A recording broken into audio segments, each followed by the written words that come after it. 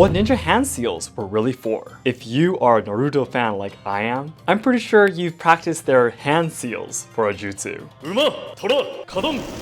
But of course, you'll not have fire coming out of your mouth or lightning sparking from your hands. What's interesting though is that the real ninja in history actually did these hand signs. But what were they really for? These ninja hand seals are called Kuji-in, and they were not for performing any jutsu, but for personal mental concentration and autosuggestion. The missions the ninjas were given could obviously lead them to death. So by performing Kuji-in, they prepare their minds for anything that could happen. This concept comes from the hand seals that Shuriken, Buddhist monks who did rigorous trainings in the mountains, did before entering the mountains to create a barrier in their hearts to protect themselves from demons. If you'd like to learn more about Japanese traditional culture, Kyoto, and social problems in Japan, please check out my channel and subscribe.